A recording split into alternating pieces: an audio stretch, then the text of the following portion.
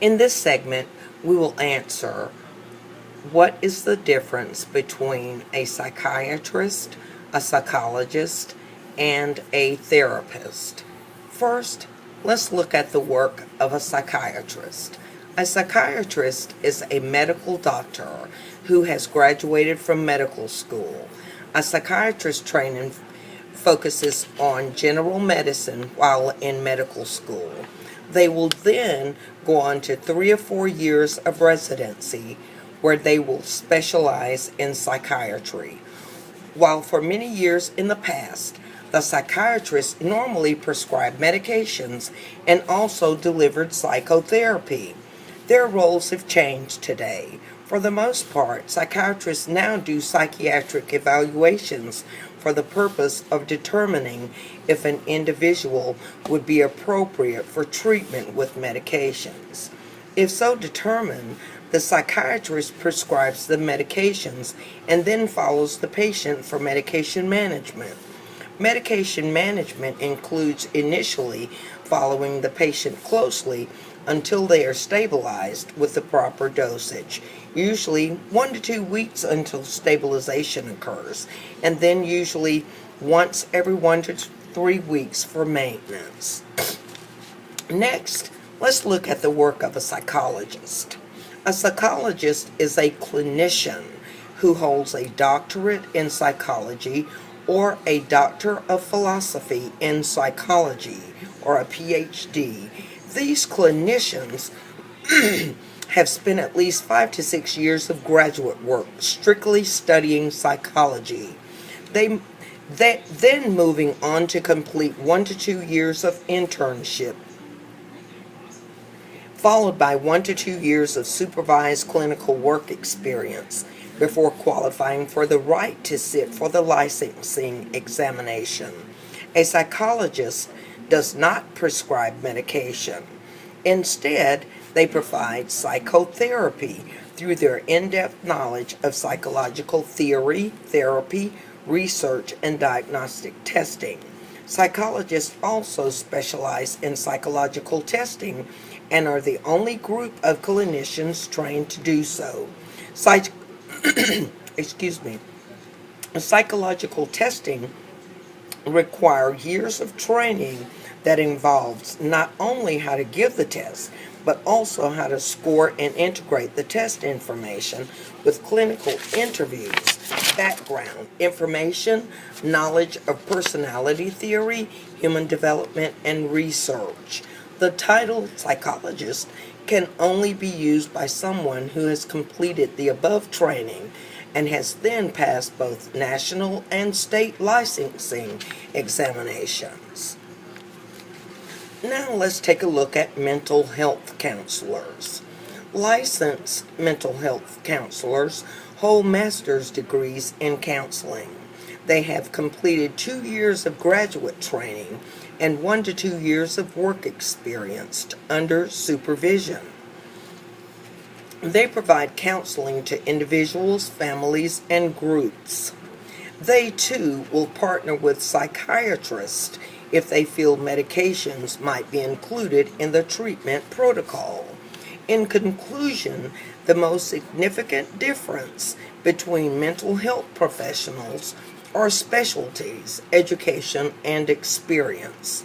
Most qualified mental health professionals will refer a patient to another professional if the specific type of treatment needed is outside their scope of practice. Additionally, many mental health professionals will often work together using a variety of treatment options such as concurrent medication and therapeutic techniques. Now, let's see what exactly is a psychological disorder and how is a psychological disorder diagnosed.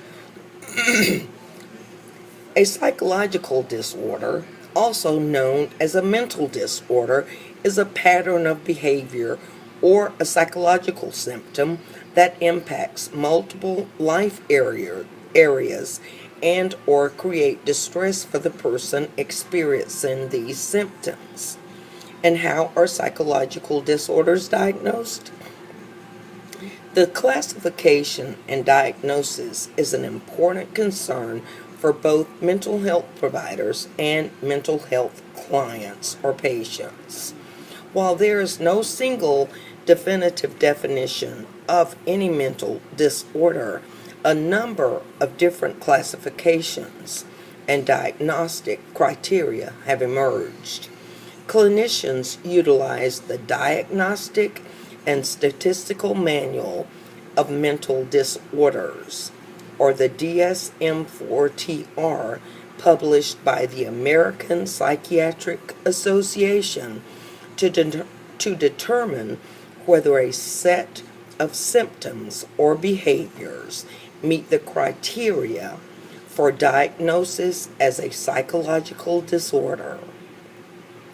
The International Classification of Diseases, or the ICD-16, published by the World Health Organization, is also frequently used. And what is the purpose of getting a diagnosis? Let's answer that question.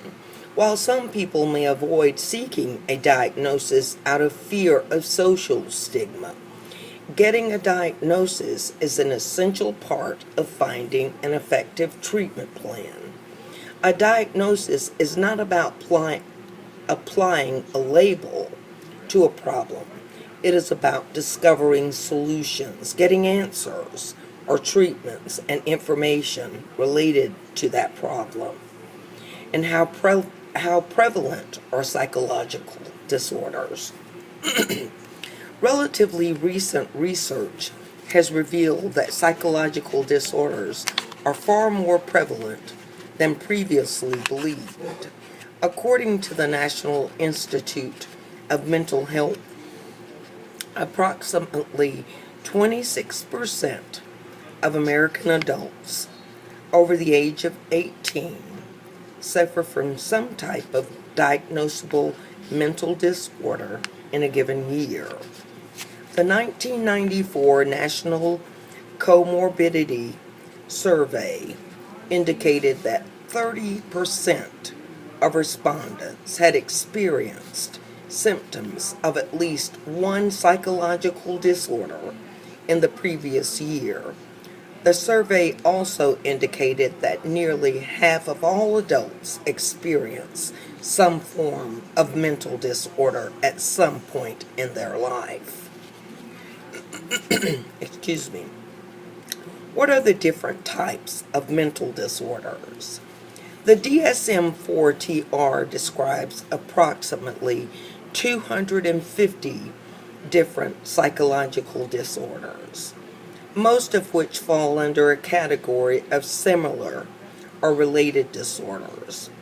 Some of the prominent diagnostic categories include eating disorders, mood disorders, sleep disorders, anxiety disorders, personality disorders, and so forth. So to conclude this information given to you today, in order for one to be diagnosed with a mental disorder, you need to seek your help from a mental health professional. That mental health professional will diagnose your symptoms or the symptoms that you give that person, and that person will evaluate whatever symptoms you have given them. They will look up your symptoms in the Diagnostic and Statistical Manual of Mental Disorders, which is the standard classification of mental disorders, which is used by all mental health professionals in the United States of America.